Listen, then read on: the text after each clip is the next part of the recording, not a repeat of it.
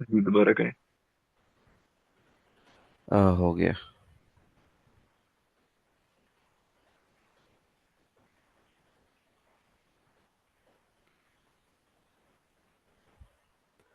अच्छा, ये उसी लिस्ट से क्वेश्चन है रिमूव एलिमेंट का। इसके अंदर हमें given an integer array nums and an integer val, remove all occurrences of val in nums in place। हमें in place रहते हुए, मतलब बगैर किसी और डाटा स्ट्रक्चर का यूज करते हुए, अ, इस अरे से जो भी वैल्यू हमें इंटीजर में गिवन है, हमें उसको रिमूव करना है। Or the order of the elements may be changed, then return the number of elements in nums which are not equal to 12। और हमें सिंपली अगर मैं एक बताऊं, तो हमें एक अरे गिवन है और एक इंटीजर गिवन है। हमें उस इंटीजर की सारी अकरेंसेस को रिमूव करना है, और जितने बाकी हमारे पास इंटीजर्स होंगे उनका जो है वो काउंट रिटर्न कर देना है। और बाकी इंटीजर्स वही होंगे जो कि इस इंटीजर के इक्वल नहीं होंगे जो कि इंटीजर हमें गिवन है। तो इधर यही लिखा हुआ है। अगर हम लोग इसकी एग्जांपल में आकर देखें, इजीली समझ आ जाएगा कि हमें एक इंटीजर इनपुट एरे गिवन है 3223, और एक वैल्यू गिवन है 3। करना हमने ये है कि जहां जहां 3 आ रहा है इस अरे के अंदर, उसको हमने रिमूव कर देना। अब उधर आप अंडरस्कोर लगाएं या उसकी जगह जीरो लगाएं, उससे फर्क नहीं पड़ता। हमने उसको रिमूव कर देना है, और जो बाकी एलिमेंट्स हैं उनको शुरू के इंडेक्सेस पे ले आना है। मतलब वो शुरू में आ जाएंगे, और आपने जो उन एलिमेंट्स का जो काउंट है जो कि रिमेनिंग है, उनको रिटर्न कर देना। होप सो क्वेश्चन यहाँ पे क्लियर होगा। अगर हम एग्जांपल 2 को भी देखें, तो हमारे पास एक इंटीजर एरे गिवन है और एक वैल्यू हमें दी गई है। हमने सिर्फ इस पूरी अरे के अंदर इस 2 को रिमूव कर देना है, और जो बाकी एलिमेंट्स हैं उनको शुरू में ले आना है। और बस जो जितने एलिमेंट्स हमारे पास बाकी बचे हैं, जिस तरह इसमें 5 है, उनको हमने रिटर्न कर देना। तो इसकी जो कि ये इजी क्वेश्चन है, इसलिए इसकी सिंपल सी अप्रोच है। अ, वो ये है, एक तो ये अप्रोच इसमें हो सकती है जिससे मैंने खुद ही सॉल्व किया था बगैर सोल्यूशन देखे, कि पहले मैंने आइडेंटिफाई कर लिया कि कहाँ कहाँ पे जो है वो वैल्यू है, जो इंटीजर है वहाँ पे मैंने -1 रख दिया। उसके बाद मैंने इसको रिवर्स ऑर्डर में सॉर्ट किया। देन एक थर्ड लूप लगाया, उसके अंदर मैंने काउंट कर लिया कि ऐसी वैल्यूज मुझे काउंट करके बता दो जहाँ पे -1 नहीं है। तो एक ही अप्रोच के थ्रू मैंने सॉल्व किया। लेकिन फिर एक और बेस्ट अप्रोच ये मिली कि मैं सबसे पहले एक इंडेक्स वेरिएबल डिक्लेयर करूं, और जो कि 0 से इनिशियलाइज होगा।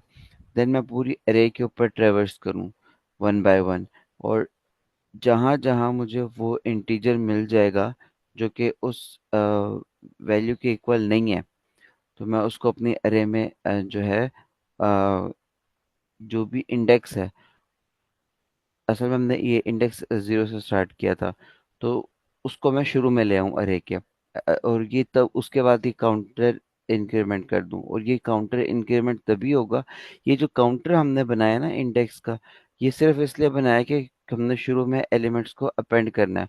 और जब हम एक नॉन सॉरी जो इंटीजर गिवन नहीं है, अगर हम उसको अपेंड कर रहे हैं अपने एरे के अंदर, तभी हम लोग जो इंडेक्स है उसको इंक्रीमेंट कर रहे हैं। तो ये इफ के अंदर लिखा हुआ है। तो ऑटोमेटिकली एंड पे क्या होगा कि हमारे पास जितने भी वो वाले एलिमेंट्स हैं जो कि इसके इक्वल नहीं है, वो अरे के स्टार्ट में आ जाएंगे। ये इन प्लेस भी हो जाएगा, और एक सिंगल उसमें भी हो जाएगा। तो होप सो क्वेश्चन अप्रोच यहाँ पे आपको क्लियर हो कि हमने ये इंडेक्स वेरिएबल क्यों बनाया है। अगर इसमें वो की पॉइंट जो है वो यही है कि आपने एक इंडेक्स वेरिएबल बनाया है जिसको 0 से इनिशियलाइज किया, और उसकी वैल्यू को तब ही इंक्रीमेंट किया है जब आप कोई एलिमेंट अरे के स्टार्टिंग के अंदर लेके आए हैं। और एंड पे आपको जितनी दफ़ा आप अरे का जो एलिमेंट है उसको स्टार्टिंग पे लेके आए होंगे, वही हमारी इंडेक्स की वैल्यू होगी, बिकॉज हमने उसको इंक्रीमेंट ही तभी किया है जब हमने कोई नया एलिमेंट उसके अंदर क्या कहते हैं, हमें एक ऐसा एलिमेंट मिला है जो कि इस वैल्यू के इक्वल नहीं है।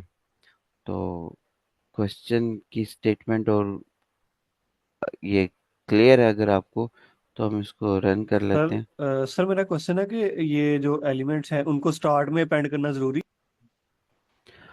स्टार्ट में अकॉर्डिंग टू द ये वाली जो कंडीशन गिवन है हमें, उसके मुताबिक तो यही है कि हमारा जो फंक्शन है या जो हमारी अरे है, उसके अंदर जो जितने भी एलिमेंट्स हैं वो अरे के स्टार्ट में हो, और बाकी जो मर्जी हो आपको फर्क नहीं पड़ता। मैंने ये क्वेश्चन इसलिए किया क्योंकि जस्ट हम काउंट रिटर्न कर रहे हैं, तो अगर हम खाली इंडेक्स को भी रिटर्न कर दें तो क्या मतलब अगर अपेंड ना करें स्टार्ट में एलिमेंट्स को। अपेंड ना करें तो आपको फिर पता कैसे चलेगा कि मेन पॉइंट ही है, तो आपको पता कैसे चलेगा कि कितने एलिमेंट्स हो चुके हैं जो कि इस वाली वैल्यू के इक्वल नहीं है? वो फिर कैसे आप करेंगे सर वो उनका? सर वो आई थिंक ये कहना चाह रहे हैं कि हमने जैसे वैल्यू है ना आपके पास, अगर उसके इक्वल नहीं हो तो हम काउंट को इंक्रीमेंट करें, वरना हम काउंट को इंक्रीमेंट ही नहीं करें। तो हम यस उस सर। काउंट का आंसर रिटर्न कर दें, तो हमें वो जरूरत नहीं है कि जो आप ये शिफ्ट करें ना एलिमेंट्स को, कि आप इक्वल टू नम्स आई करें, क्योंकि हमने एरे रिटर्न नहीं करनी है, हमने सिर्फ का इंडेक्स रिटर्न कर देना है। वो values count, total count return कर दें। तो आप ये कह रहे हैं कि हम लोग इनको शिफ्ट ना करें, तो वो तब ना करें हम बेशक। जिस तरह मैंने शुरू में अप्रोच एक बताई थी कि मैंने पहले अप्रोच किया था, मैंने -1 रख दिया था। मुझे जहाँ जहाँ पे ये वाली वैल्यू मिल रही थी मैंने उसकी जगह पे -1 रख दिया था, और एंड पे सिर्फ काउंट कर लिया था। मुझे वो वाले एलिमेंट्स बता दो जहाँ पे -1 है।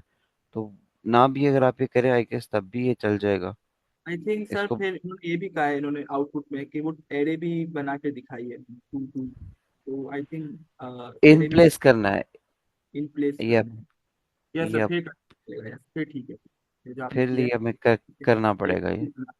उस तरीके से। जी बिल्कुल। चलिए, क्वेश्चन अगर क्लियर है तो फिर मैं स्क्रीन शेयर ऑफ कर दूं, कोई और कर लें प्रेजेंट।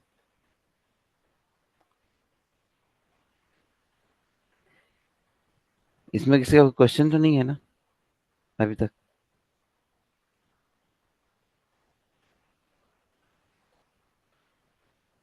नेक्स्ट कोई कैंडिडेट है तो वो कर लें शेयर। ओके, मैं शेयर कर देता श्योर सर।